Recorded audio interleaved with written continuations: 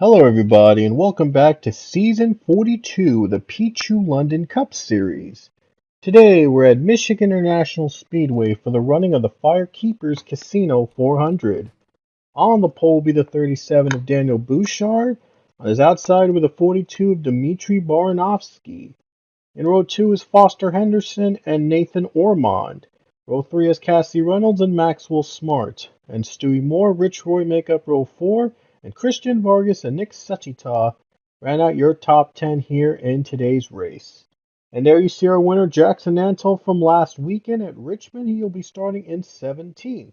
He was able to give the money team their first win in the PLCS here in season 42 and their first overall win in the series. So congrats to them on collecting their first win ever in the PLCS last weekend. So now they're looking for some more here this season. 20 laps around the Irish Hills of Michigan. It should be a lot of fun here today. Should be a fun race.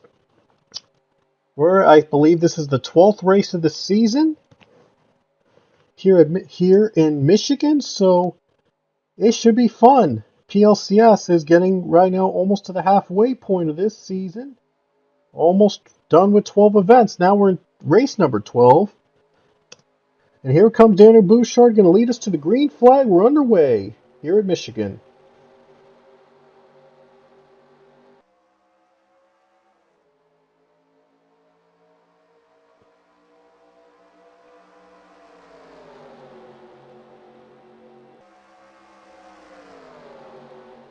Daniel Bouchard gets a great jump on the restart as the pole center. A big crash behind them. Huge crash. There you see the 96 goes flying. Sharona Evans, a hard crash. 37 trying to pull ahead on the high line. Maybe a little too high. Oh boy, racing back to the caution. Another crash, another spin. Quinn Porter looks like he went around. And there's no Hayden Stringer, it was. Hayden Stringer. Wow, what a start to this race. They're already wrecking on the first lap of the race. Not one, but two wrecks. Oh, looks like Jackson Nantel took him out. Oh, Quinn Porter was hit. Yeah, I thought I saw Quinn Porter getting hit in one of the corners, and now he's going flying. Hard crash. Not one, but two, actually. And here's another one. Nikki Maxwell was involved in this one. Another hard crash. Let's see what happened. Look at them going 4 wide. That's not what you want to do. Hard crash as they're going flying. Sharona Evans is probably done for the race. Wow. Hard crash on the number 10. She'll be alright, though. Anyway, first caution of the race here in Michigan. Big one. Two big ones, I should say, on the first lap. So let's see. I think only 3 are out. Juan Rodriguez, Sharona Evans, and Quinn Porter. They're out of the race. Back to the green, lap 6, here at Michigan.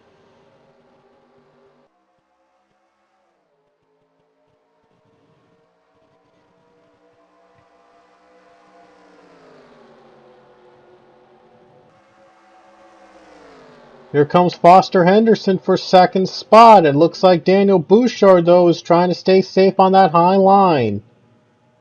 That high line looks like has the better run in turns 3 and 4. He's going to try to stay there as much as possible. Here comes that high line. Oh, 77, too tight. Little drafting help on the 42 car. Barnofsky gets the drafting help. He's in the second spot. Rich Roy is going to try to take second away. Here comes Roy in the second spot, trying to collect his second win this season.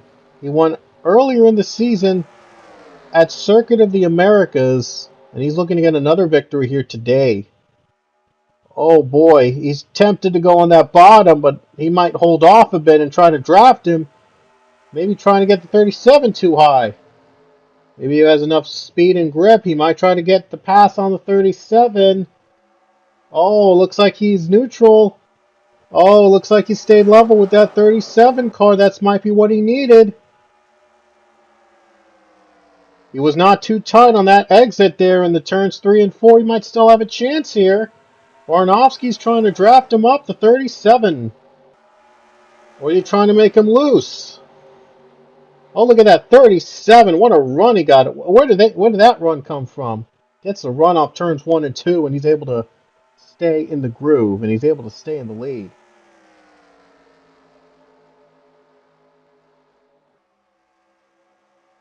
.37 leads, and Dmitry Barnofsky somehow makes the high line work in the second spot.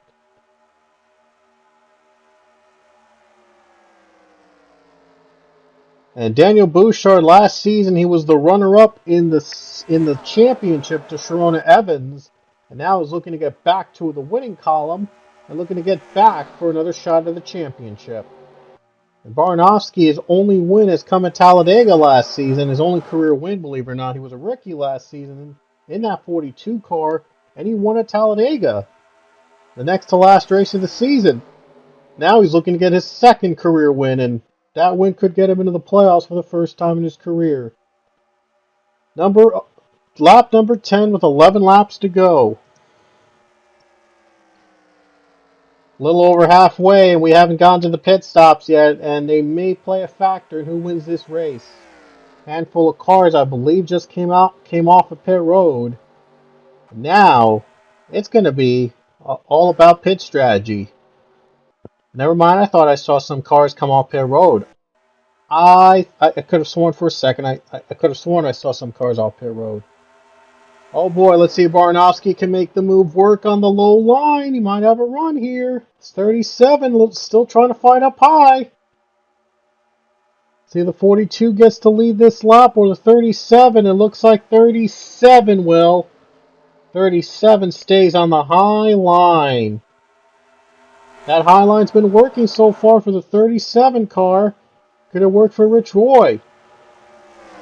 42 still trying to get him up close on the side draft.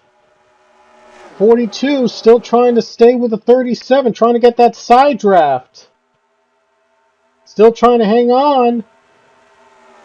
Oh, 42 might be in trouble here. Oh, looks like Rich Roy is going to try to take second spot on the high line from the 42. It's been difficult to pass on this track. Somehow it has been very difficult to make a move. And the 14 is going to take second in the high spot. 9 laps to go. He's trying to stay up on the high line here, trying to get a run on that 37 car.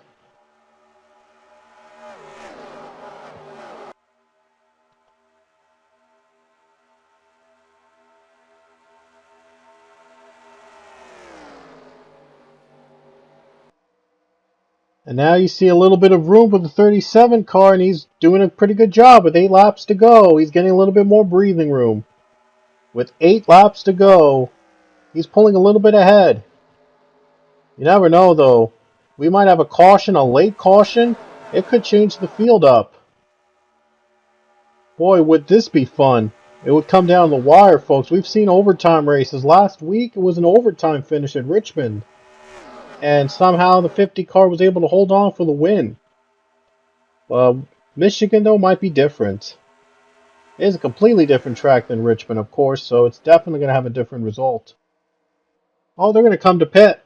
They're not waiting. They're not going to wait. They're going to take a pit stop right now. They're going to pit right now and see who has the best strategy. Okay, so they're pitting, and the 37 car is going to stay out to retain the lead. Is it going to work? Is the strategy going to pay off for the 37? Will they have a fast pit stop to get them back to the front? Or will they try to stay out and hope for a caution? Maybe try to stretch the field a little bit more.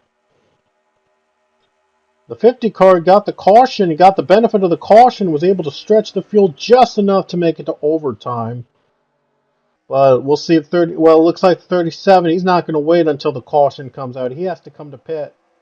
Looks like he has to come to pit right now. He's going to come down to pit road and take his fuel and tires. Maxwell Smart in the lead right now with 6 to go. It'll cycle out probably unless if a caution comes out. And that's going to jumble up the field definitely. And whoever has stayed out the longest might have the best strategy. Cars coming off pit road right now. It looks like the 20 still hanging on. Probably trying to stretch it out for at least one more lap.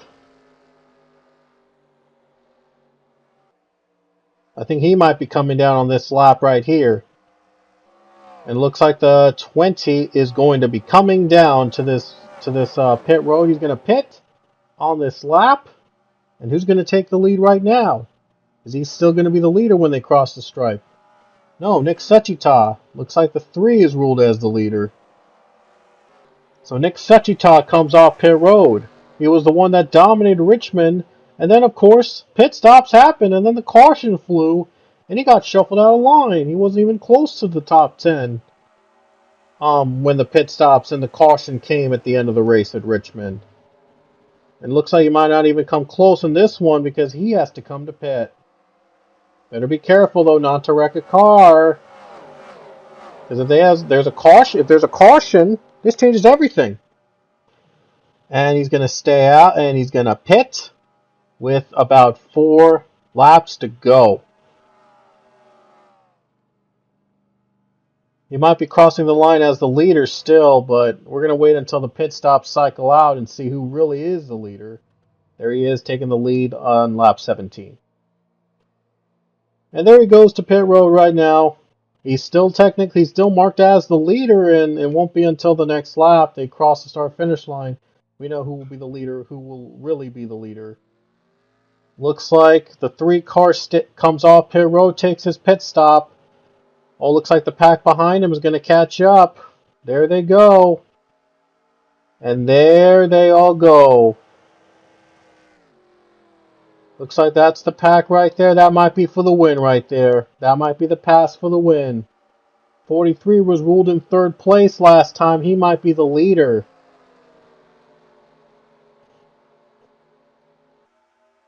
And the 3 car just came off pit road right now. Probably going to get back up to the speed. And looks like he'll just restart inside the top 20. 3 laps to go. And I'd be surprised if the 43 is in the lead. And the 43 is in the lead. Wow, Claire Richardson leads with 3 to go. Who would have thought that the 43 is the one that's out in front? How about that? The 43 is out in front, but the 14's trying to catch her. Here comes Rich Roy. Can he catch the 43? Coming in 2 laps to go. We haven't even talked about the 43 all day today. Look at that 14 get a run on the bottom lane, though. Can he get him? Can he catch her? Can he catch her? Looks like he might catch her. Down the bottom, 2 to go. Rich Roy for the lead. He's going to take it away from Claire Richardson. And there he goes. Rich Roy leads. I was not expecting Claire Richardson to be out in front. Haven't talked about the 43 all day today. Now running in 2nd. Had the lead for a brief moment. It looks like he's going to lose the draft here. Oh, and now the 43 slowing down as well. Not really a good run. The 43 though, wow, just impressive pit strategy. It was just going to fall a little short at the end. White flag is out with 1 lap to go. And Rich Roy is looking to get his 2nd win of the season.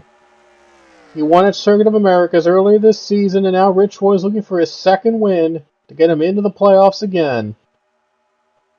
37 trying to get that 2nd spot before the checkered flag. But the 14, though, in the end had the best strategy here today. Here comes Rich Roy coming off the final turn. And he's going to do it. Rich Roy is going to take his 2nd win of the season here in the Firekeepers 400 at Richmond. And Claire Richardson, with an impressive run, the 43 was able to get the 2nd spot. And Rich Roy has won for the 2nd time this season. The 14 car is back with a win again. And here are the final results from Michigan, I should say.